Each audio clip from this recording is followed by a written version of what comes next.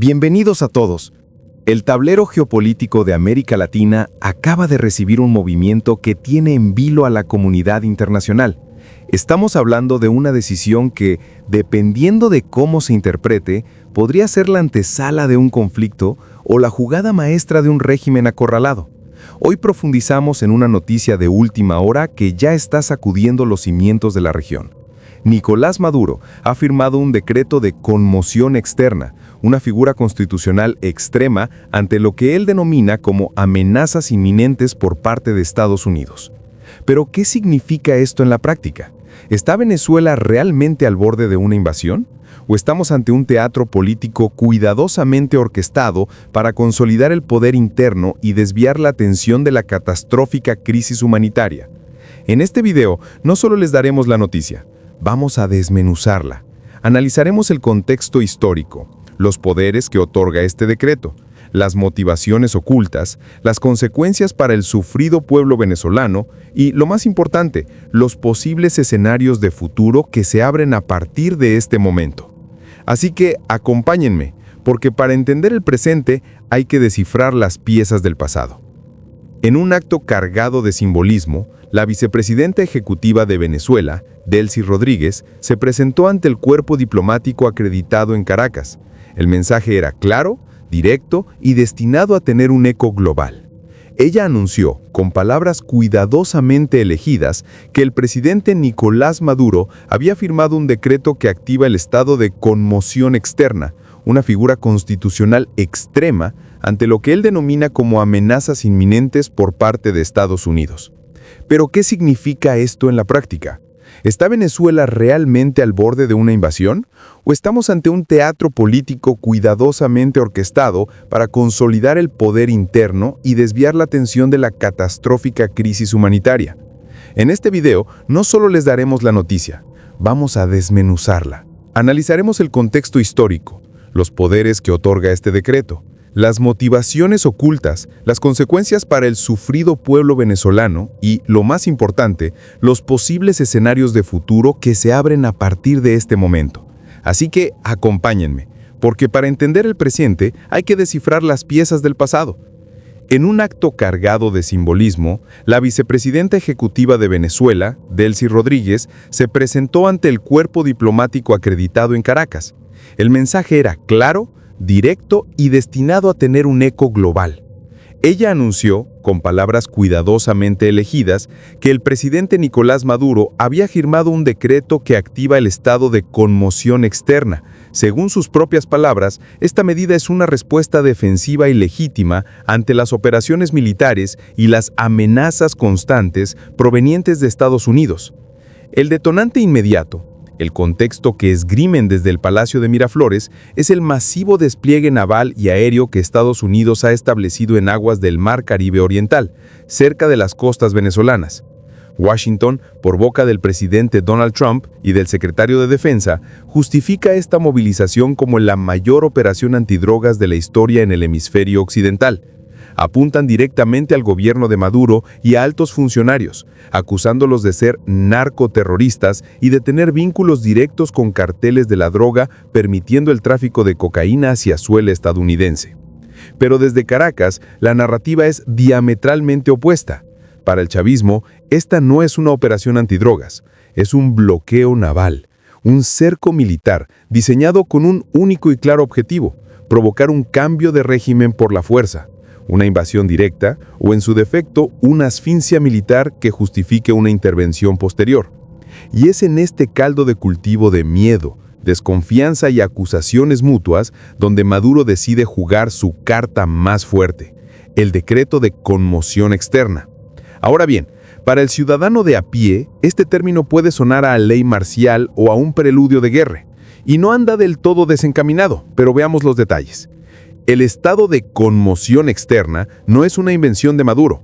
Está contemplado en la Constitución de la República Bolivariana de Venezuela, específicamente en sus artículos 337, 338 y 339. Es una figura de excepción, es decir, se activa cuando la nación se enfrenta a una amenaza proveniente del exterior que pone en riesgo su soberanía, su integridad territorial o la estabilidad de sus instituciones democráticas. Pero, ¿qué poderes concede exactamente? Aquí es donde la situación se vuelve crítica. Al activar este estado, el presidente de la República puede, sin necesidad de pasar por la Asamblea Nacional, que recordemos, está en manos de la oposición, tomar medidas extraordinarias en materia de seguridad y defensa. Puede movilizar de forma masiva a la Fuerza Armada Nacional Bolivariana, reorganizar los mandos tácticos y establecer zonas de seguridad especiales. Economía. Tiene la facultad de reorientar el presupuesto nacional hacia el esfuerzo de defensa, priorizando gastos militares sobre sociales. Orden público. Puede restringir garantías constitucionales como el derecho a la inviolabilidad del hogar, el derecho a las reuniones pacíficas o la libertad de expresión e información bajo el argumento de la seguridad nacional. Comunicaciones.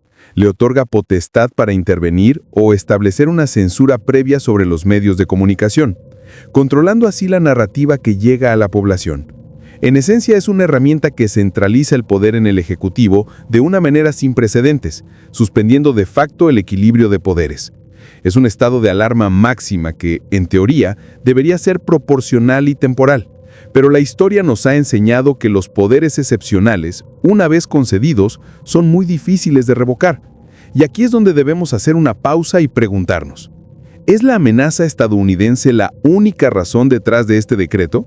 Cualquier analista político serio te dirá que para entender las acciones de un gobierno, especialmente uno bajo tanto estrés, hay que mirar hacia adentro, y el panorama interno de Venezuela es, por decirlo suavemente, desolador. Venezuela atraviesa la peor crisis humanitaria de su historia moderna, y una de las más graves a nivel mundial fuera de una zona de guerra convencional. Hablemos de datos concretos. Hiperinflación. La moneda nacional es prácticamente papel higiénico. Los venezolanos tienen que cargar fajos de billetes para comprar alimentos básicos. Escasez crónica, no solo de comida y medicinas, sino también de gasolina, agua potable y electricidad. Los apagones nacionales son frecuentes. Colapso sanitario. El sistema de salud pública está en ruinas. Hospitales sin insumos, sin agua, sin electricidad. Enfermedades que se creían erradicadas, como la malaria y el sarampión, han regresado con fuerza. Diáspora masiva. Más de 5 millones de venezolanos han huido del país, en el mayor éxodo en la historia reciente de Latinoamérica. Represión política, persecución a líderes opositores, medios de comunicación independientes cerrados o amedrentados y un sistema judicial utilizado como brazo del poder ejecutivo. Frente a este desastre, la popularidad de Maduro y su gobierno se encuentra en mínimos históricos. La presión interna es insostenible. Y entonces entra en juego una estrategia política, tan antigua como la misma política: la teoría del chivo expiatorio o la creación de un enemigo externo. Al declarar un estado de conmoción externa, Maduro logra varios objetivos de un solo golpe. Unifica a la población. Apela al sentimiento nacionalista y patriótico. Estamos bajo ataque, debemos unirnos frente al enemigo común. Es un intento de cerrar filas y silenciar las críticas internas. Justifica el fracaso. La crisis ya no es culpa de la corrupción, la mala gestión o el modelo económico fracasado. Es culpa del imperio y de su bloqueo criminal. Es una narrativa conveniente que exonera al gobierno de toda responsabilidad. Consolida el poder. Con los poderes excepcionales del decreto, puede reprimir con mayor impunidad a la oposición, acallar a la prensa libre y controlar todos los aspectos de la vida nacional bajo el paraguas de la defensa de la patria. Es un movimiento maestro de distracción. Mientras los venezolanos miran con temor hacia el mar, hacia los barcos de guerra estadounidenses, el gobierno puede continuar con su control férreo dentro de sus fronteras. Pero hablemos de lo verdaderamente importante, de lo que a menudo se pierde en las grandes narrativas geopolíticas: el pueblo venezolano, porque son ellos, los de a pie, los que siempre terminan pagando el precio más alto. La activación de este decreto no es una noticia abstracta en los periódicos internacionales. Para el ciudadano común se traduce en más represión. Las restricciones a las garantías constitucionales significan que las protestas, aún las más pacíficas, pueden ser disueltas con violencia, bajo el argumento de que alteran el orden en tiempos de guerra. Los líderes sociales y opositores serán vigilados y detenidos con mayor facilidad. Censura total. Los pocos medios de comunicación independientes que sobreviven se enfrentarán a una censura férrea o al cierre definitivo. La información se convertirá en un monopolio del Estado. La narrativa oficial será la única permitida. Militarización de la vida cotidiana. Verán un incremento de los controles militares en las calles, carreteras y ciudades. La sensación de vivir en un estado de sitio se hará permanente. Agudización de la crisis económica. Si los ya escasos recursos se desvían hacia el gasto militar, los programas sociales, ya de por sí colapsados, sufrirán aún más. La comida y la medicina serán aún más inalcanzables. Psicosis colectiva. El miedo a una invasión real generará ansiedad, pánico y desesperación en una población ya de por sí traumatizada por años de crisis. En resumen, lejos de proteger a los venezolanos, este decreto puede ser el catalizador para sumirlos en una etapa aún más oscura y represiva, donde los pocos espacios de libertad